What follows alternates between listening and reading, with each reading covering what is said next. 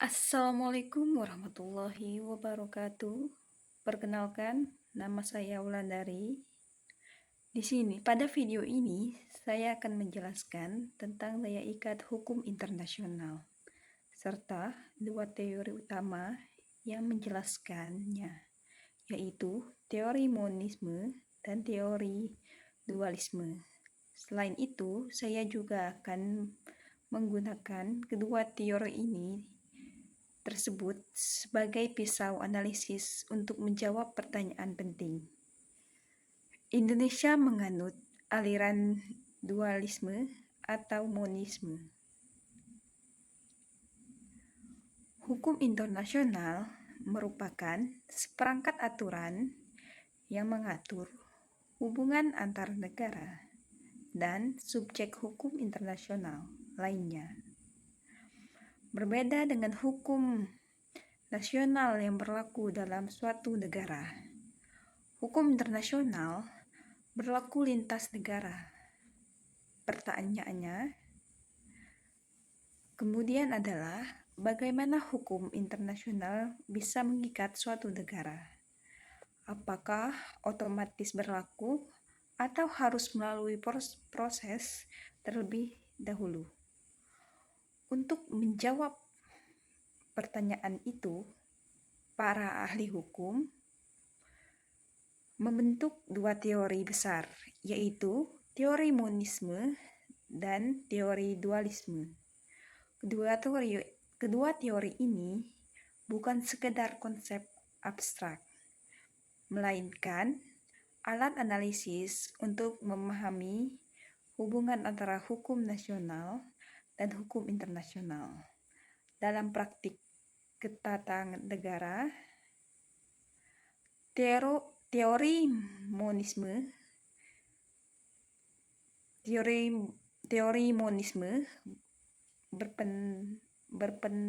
berpandangan bahwa hukum internasional dan hukum nasional merupakan satu kesatuan sistem hukum.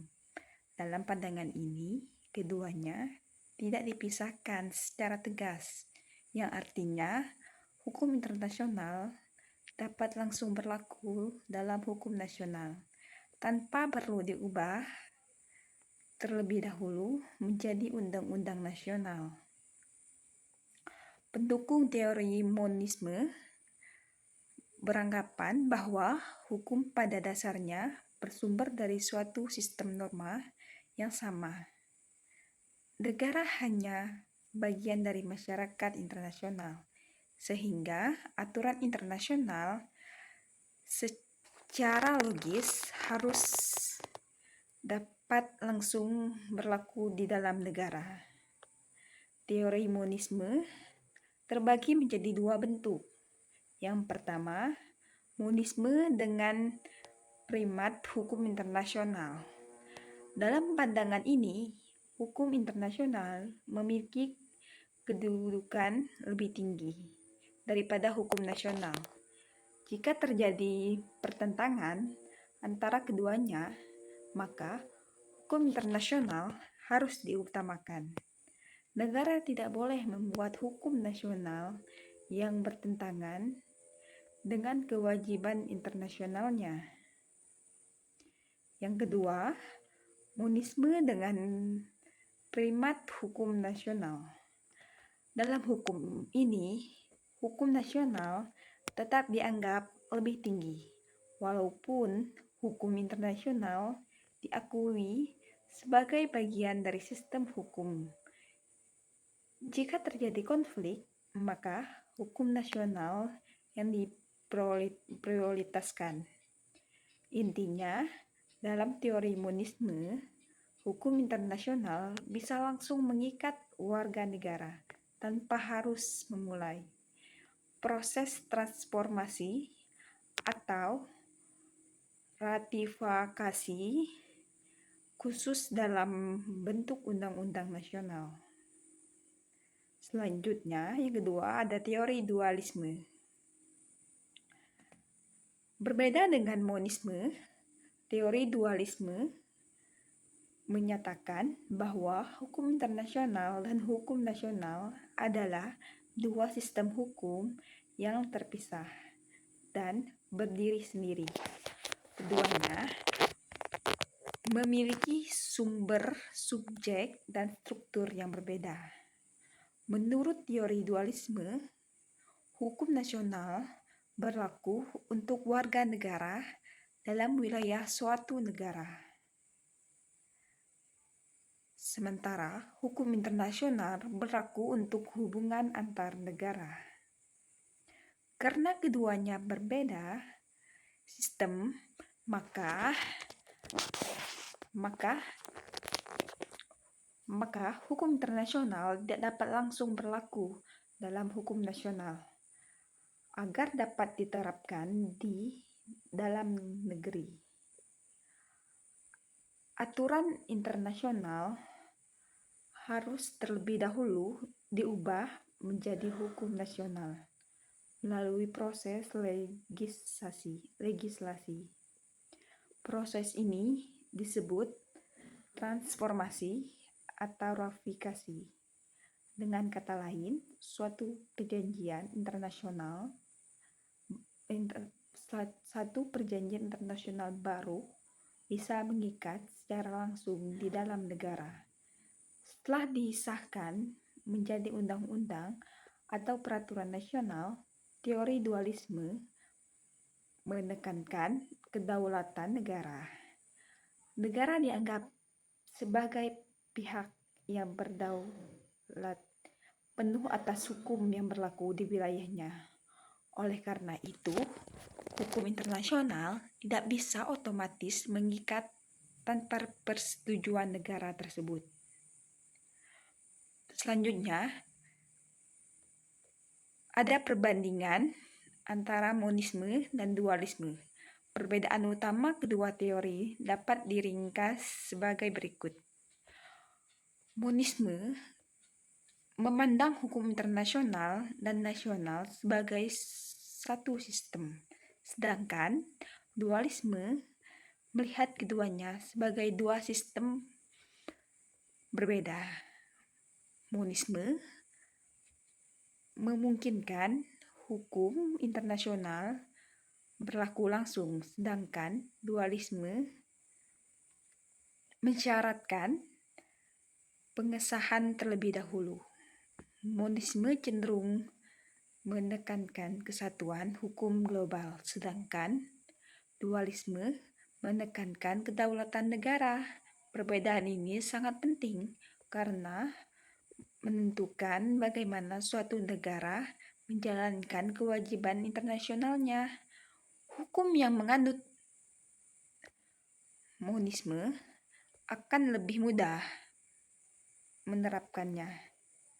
Perjanjian internasional menerapkan perjanjian internasional, sedangkan negara dualisme membutuhkan prosedur hukum nasional terlebih dahulu.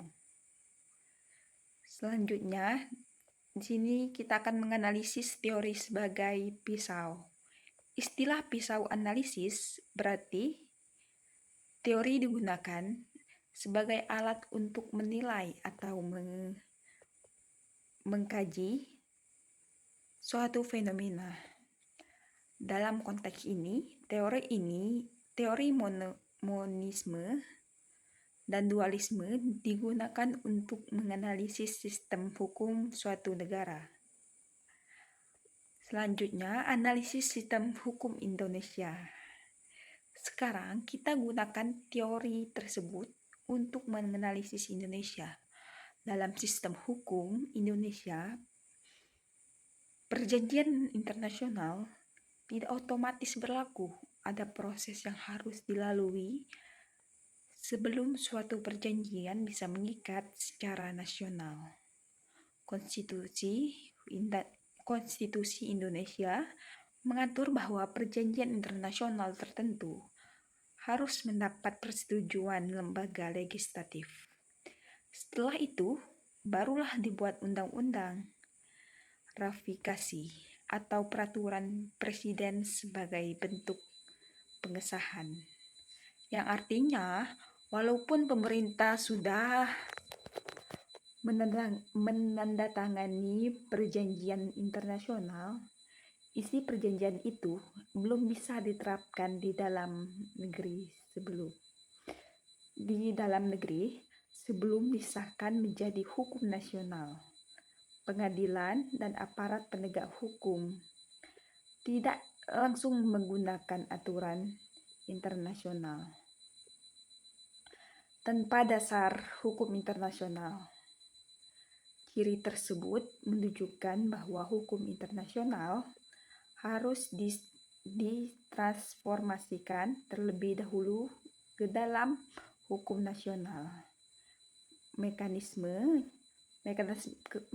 ini merupakan karakteristik utama dari teori dualisme.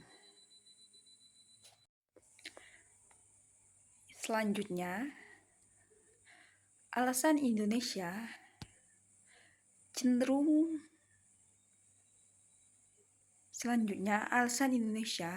dualisme. Ada beberapa alasan mengapa Indonesia dikategorikan cenderung menganut dualisme. Yang pertama, adanya mekanisme ratifikasi. Hampir semua perjanjian internasional penting harus disahkan melalui undang-undang atau peraturan resmi negara. Kedua, penegakan hukum nasional tetap menjadi dasar utama. Aparat penegak hukum menggunakan undang-undang nasional sebagai dasar putusan, bukan langsung menggunakan teks perjanjian internasional. Yang ketiga, sistem hukum Indonesia menetapkan konstitusi dan undang-undang nasional sebagai sumber hukum tertinggi. Dalam praktik peradilan, yang keempat, penerapan perjanjian internasional seringkali memerlukan aturan pelaksanaan nasional agar dapat diterapkan secara teknis. Selama ciri ini sesuai dengan karakteristik teori dualisme, walaupun Indonesia cenderung dualisme, bukan berarti unsur monisme sama sekali tidak ada. Dalam praktik modern, banyak negara menggabungkan unsur kedua teori ini. Ada kondisi tertentu di mana prinsip internasional langsung dijadikan rujukan, terutama dalam bidang hak asasi manusia atau hukum kebiasaan internasional. Namun, secara umum dan dominan, sistem hukum Indonesia tetap menunjukkan karakter dualisme karena menekankan proses pengesahan nasional sebelum aturan internasional berlaku. Baik, untuk kesimpulannya yang bisa saya ambil dari pembahasan tadi dapat disimpulkan bahwa daya ikat hukum internasional tetap suatu negara menjelaskan melalui dua teori utama, yaitu monisme dan dualisme.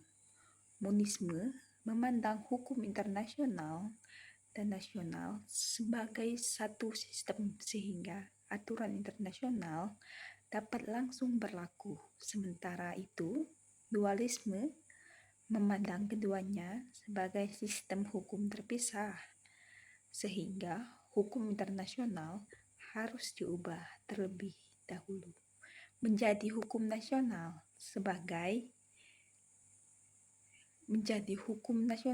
sebelum dapat diterapkan. Ketika kedua teori tersebut digabungkan sebagai pisau analisis untuk menilai sistem hukum Indonesia, terlihat bahwa Indonesia cenderung menganut aliran dualisme. Hal ini karena setiap perjanjian internasional harus melalui proses ratifikasi dan pengesahan nasional agar memiliki kekuatan hukum di dalam negeri. Demi memahami teori ini, kita dapat melihat bahwa hukum antara hubung. Dengan memahami teori ini, kita dapat melihat bahwa hubungan antara hukum internasional dan hukum nasional bukan hanya persoalan teori, tetapi juga menyangkut praktik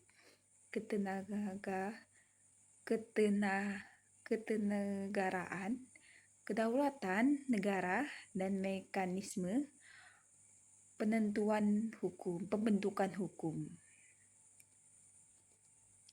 Baik, demikian penjelasan mengenai daya ikat hukum internasional beserta teori monisme dan dualisme serta penerapan dalam sistem hukum Indonesia.